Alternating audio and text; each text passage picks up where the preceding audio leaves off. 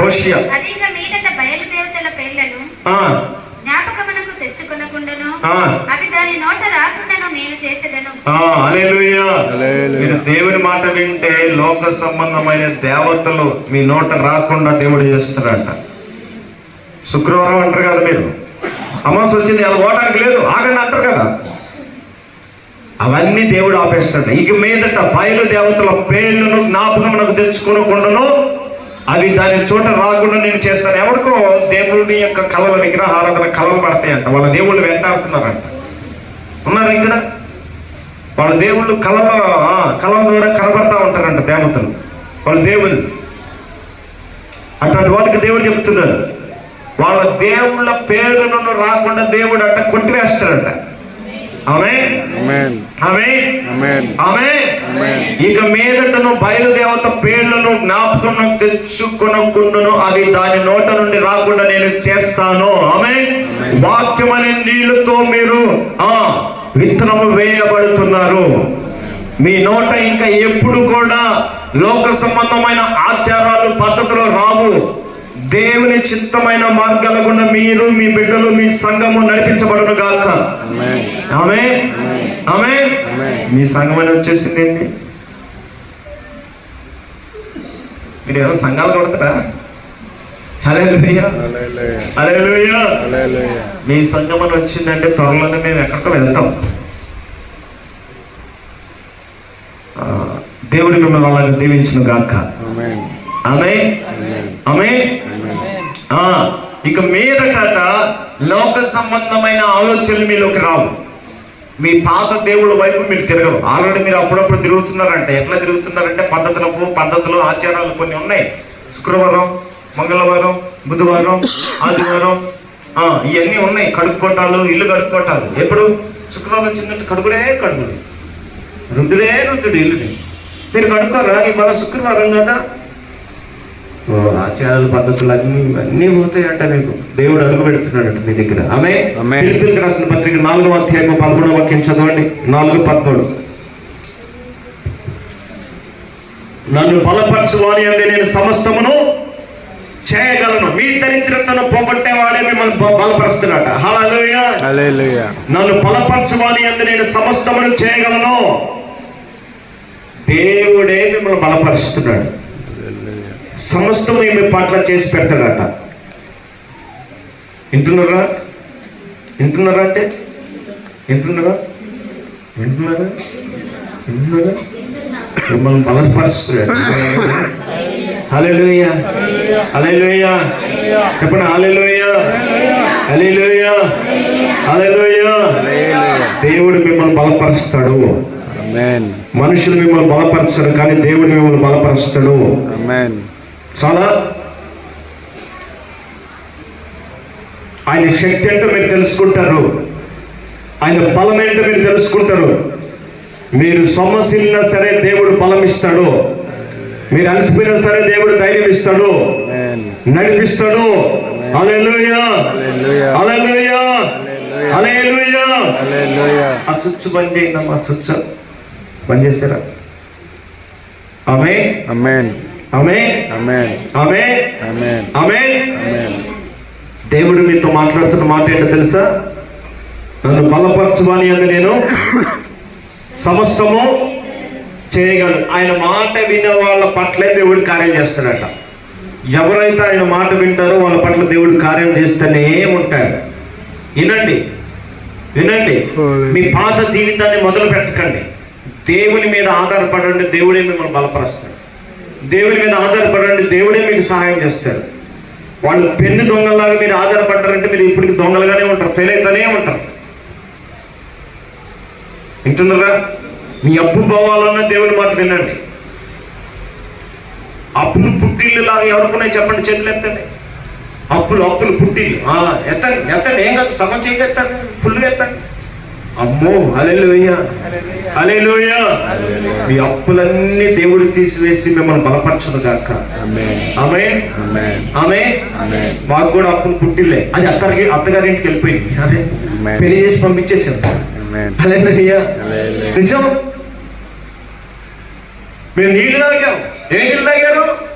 ఏ doctor దగ్గరికి వెళ్ళారు? ఏ నీళ్ళు తాగిన? వాక్యం అనే నీళ్ళు తాగినాం అంతే.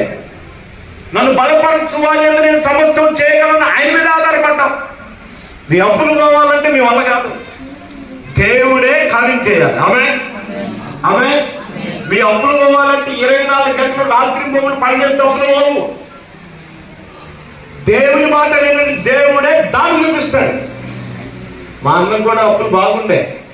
నేను అనుకున్నాను, నా ఆస్తి ఆయన ఆస్తి అమ్ముకున్నాడు, నా వాట ఆయన వాట అమ్ముకున్నాడు, ఆయన కట్టించిన ఇల్లు అమ్ముకున్నాడు, అన్ని అమ్ముకున్నాడు.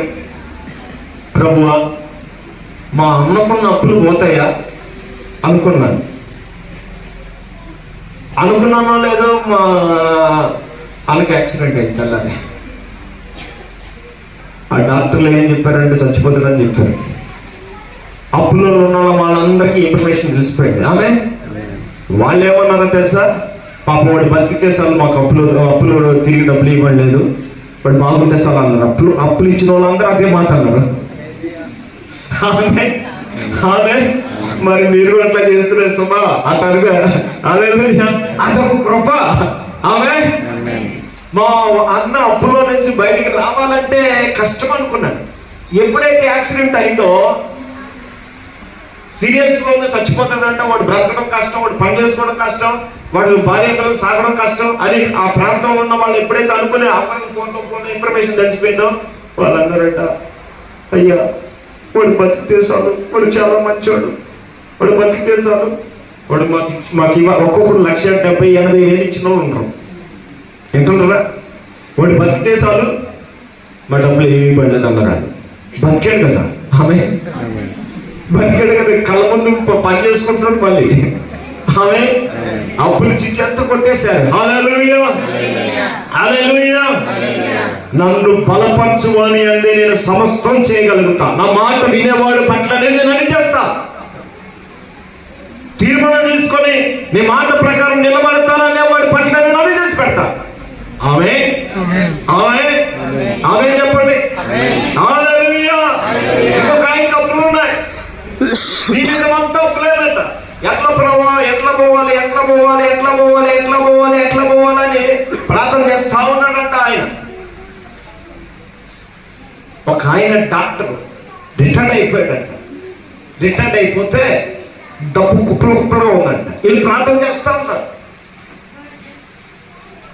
ఒకరోజు అనుకుంటా రోడ్డు మీద పోతా ఉంటే ఆయన ఇంట్లో నుంచి బయటకు వస్తా తట్టుకొని ఇట్లా కింద పడిపోయాడంట. ఎట్లా పడిపోయాడు? ఇంట్లో నుంచి గేట్లో నుంచి బయటకు వచ్చి ఆ డాక్టర్ తట్టుకొని కింద పడబోతుంటే ఈయన పోయి చేయి పట్టుకున్నాడంట. హల్లెలూయా, చేయి పట్టుకున్నాడంట. అయితే అయ్యా చూసుకుని నడవచ్చు కదయ్యా, పెద్ద వయసు వచ్చి చూసుకుని నడవచ్చు కదయ్యా అన్నాడంట. అంతే. బాబు నువ్వు ఎక్కడ ఉంటావా అని ఈ డాక్టర్, రిటైర్డ్ అయిన డాక్టర్ అడిగాడంట. ఇక్కడే ఉంటానయ్యా, అక్కడ గుడిస్తుంది మాది స్థలమే కానీ గుడిసిలో ఉంటాం అయ్యా అన్నాడు. ఏం పని చేస్తుంటావు అని అంటే, ఎవరైనా పని పిలిస్తే పోతుంటానయ్యా అన్నాడంట. సరే మంచిది, నేను చెప్పినట్టు చేస్తావా? నీకు డైలీ పని ఉంటుందా? ఎప్పుడు ఒకసారి ఉంటుందయ్యా. మరి నా దగ్గర చేస్తావా? చేస్తా. ఏం పని చేయాలి? ఏం లేదయ్యా, ఆ షాప్కి పోయి ఇక్కడికి పోయి ఇంట్లో సామాన్లు అన్నీ, ఇంట్లో మెయింటెనెన్స్ అంతా కొంచెం చూసుకోవాలి, డబ్బులు ఇస్తుంటా, అవన్నీ తేవాలి, ఇంటికాడ పైన నల్ల వేయటం, మోటార్ వేయటం, ఇవన్నీ చెట్లకున్న నీళ్ళు పోయటం, ఆ ఆవుకి స్నానం చేయించే పాలు ఇవ్వటం, ఇంటుంటా అది పాలు ఇస్తే మాకు ఇవ్వటం, అవే దానికి నీళ్ళు పెట్టడం, గడ్డి వేయటం ఉంటారు కదా, అవన్నీ చేయాలని చెప్పాడంట. అయ్యా నువ్వు చెప్పినట్టు నేను చేస్తానయ్యా అన్నాడంట. రేపటి నుంచి వస్తానా? రేపటి నుంచి వస్తానా? వస్తానయ్యా. అయ్యా రేపు రాబో అయ్యా. రేపు పొద్దున 6ంటికి వచ్చేసాయి. అయ్యా ఏంటయ్యా పొద్దునేరా? చెప్పాను కదా పొద్దునేరా అన్నాడు. ఇంక మాట్లాడే ఛాన్స్ లేదు ఆయనకి. పొద్దున్నే వచ్చి పని చేసుకుంటా ఒక 10 రోజులు అటు ఇటు నమ్మకంగా ఉన్నాడు. ఏంటండి అన్ని పనులు చేసి పెడుతున్నాడంట. 10 రోజుల తర్వాత మౌనం కూర్చున్నాడంట. ఒకటే మనీ ఫోన్లు, బంధువుల ఫోన్లు, ఇప్పించిన ఫోన్లు, ఫోన్ మీద ఫోన్లు. టెన్షన్ తోటి బాధపడతా ఉంటే ఆ పెద్ద డాక్టర్ బయటకు వచ్చి, రే ఏంద్రా, ఏం బాధపడుతున్నావు, ఇట్రా. ఏదయ్యా కొంచెం అప్పులున్నానయ్యా. ఎంత ఉన్నావు? 5 లక్షలు దాకా ఉంటుందయ్యా. 5 లక్షలు ఉన్నావా? సరే, వాళ్ళందరిని తీసుకుని రా రేపు పొద్దున. ఎంతమందికి అప్పు ఉన్న వాళ్ళందరిని తీసుకుని రా ఇంటికి అన్నాడట. అందరికి ఫోన్ చేశాడట, రేపు పొద్దున రండి మీరు అందరూ. అందరిని డాక్టర్ గారి దగ్గరికి తీసుకొచ్చి కూర్చోబెట్టాడట. హల్లెలూయా. కూర్చోబెట్టి, అయ్యా సార్ నువ్వు రమ్మన్నావు కదా, అందరూ వచ్చారు. ఎవరు వచ్చారా? అప్పులోళ్ళు. సరే కూర్చోబెట్టి, వస్తున్నా, ఎవరికి ఎంత అని చెప్పరా? ఈయనకి 70, ఆయనకి 70, ఆయనకి 70, 5 లక్షలు, ఆయనకి 1,70, అట్ట అందరు చెప్పాడు లిస్ట్. అమ్మా ఆ బ్యాగ్ తీసుకురా. అందరు అప్పులు ఒక్కొక్కటి కట్టేస్తాడండి. ఆమె ఆమె ఆమె మొత్తం లైన్ క్లియర్ అయిపోయిందంట. హల్లెలూయా చెప్పండి. హల్లెలూయా, హల్లెలూయా, హల్లెలూయా, హల్లెలూయా. సాయంత్రం కాదండి, పొద్దున 9 గంటల లోపల అప్పులన్నీ తీరిపోయినాయంట. ఆమె ఆమె ఒరే నీ అప్పులన్నీ కట్టాను కదా, నువ్వు నాకేం చేస్తావా అని డాక్టర్ అడిగారట. నా జీవితకాలం అంతా నీకు నమ్మకంగా ఉంటానయ్యా అన్నాడట. నమ్మకం ఉంటావా? నమ్మచ్చా? ఉంటానయ్యా. నీ మనసు చూసే నేను డబ్బులు ఇచ్చాను రా. ఆమె నీ హృదయాన్ని చూసే నేను డబ్బులు ఇచ్చాను. ఆమె నన్ను పడబోయేటప్పుడు పట్టుకున్నావే, అప్పుడే నేను చూశాను. హల్లెలూయా, హల్లెలూయా. ఎప్పుడైతే నేను పడబోయిన తర్వాత నా క్షేమం గురించి నువ్వు మాట్లాడేవే, అప్పుడే నీ గురించి మొత్తం తెలుసుకున్నాను. నాకు నీ మీద జాలి కలిగింది. హల్లెలూయా, హల్లెలూయా. నాకు ఎంతమంది పనులు అడుగుతారు, కానీ నా బాగోగుల గురించి నువ్వు ఆలోచన చేశావంటే నీ బాగు గురించి ఆలోచన చేయడానికి నేను ప్రారంభించాను. ఆమేన్, ఆమేన్. దేవుని మాట విని ప్రేమ కలిగిన జీవితాన్ని, నీతి కలిగిన జీవితాన్ని నువ్వు జీవితంలో జీవించగలిగితే, ఆమేన్, నడవగలిగితే, దేవుని నీతి మార్గాల గుండా, దేవుడు చెప్పే మార్గాల గుండా, దేవుడిచ్చే నీళ్లు తాగి నువ్వు నడవగలిగితే, ఆమేన్, నీ పట్ల దేవుడు ఆలోచన చేస్తాడు. హల్లెలూయా. నీ పరిస్థితుల పట్ల దేవుడు ఆలోచన చేస్తాడు. హల్లెలూయా. నువ్వు ఎక్కడ పొందుకుంటావో, ఎలాగ ఉండాలో దేవుడు ఆలోచన చేయడం ప్రారంభిస్తాడు. ఆమేన్. మాట్లాడుతున్నాయా? ఇంటికి వెళ్ళిపోయాడట. భార్య అప్పు తీర్చయ్యా, ఏడ్చి ఏడ్చి ఏడ్చి ఏడ్చి ఏడ్చి ఏడ్చి దుఃఖంలో ఉన్న ఆమె నిద్ర పట్టని రాత్రులు ఇల్లు గడిపింది ఆ మహాతల్లి. హల్లెలూయా, హల్లెలూయా. డోర్ తట్టగానే లేడు అని చెప్పిన రాత్రులు ఎన్ని ఉన్నాయి, అబద్ధమాడిన మాటలు ఎన్నో ఉన్నాయో. అప్పులన్నీ పోయాయమ్మా, అదిగో ఆ యజమానుడు కట్టేశాడు మనకి. నిజమా అండి? నిజమే. హల్లెలూయా. అట్లా ఎగిరిపోతాయి మీ అప్పులు. ఆమేన్, ఆమేన్. మిమ్మల్ని ఎవరు బలపరచరు, గాయపరుస్తారు. మిమ్మల్ని ఎవరు బలపరచరు, హింసిస్తారు. మిమ్మల్ని ఎవరు నిలబెట్టలేరు. రోడ్డున బజారు పాలు చేస్తారు, రోడ్డులో నిలబెడతారు. అటువంటి సమాజం ఈ సమాజము.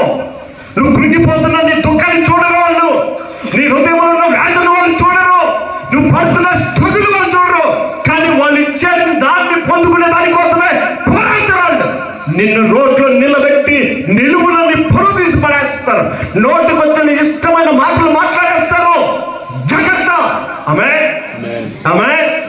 ఇవన్నీ పడుతున్న నా దేవుని బిడ్డలారా, దేవుడు మీకు ఖచ్చితంగా రిజల్ట్ ఇవ్వబోతున్నాడు.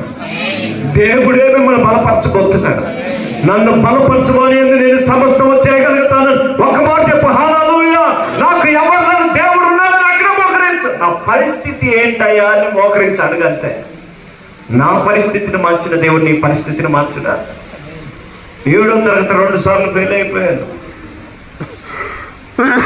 తండ్రికి కోరికను నెరవేర్చలేకపోయాను, కానీ నా తండ్రి కోరిక మాత్రం నెరవేర్చుకున్నాను.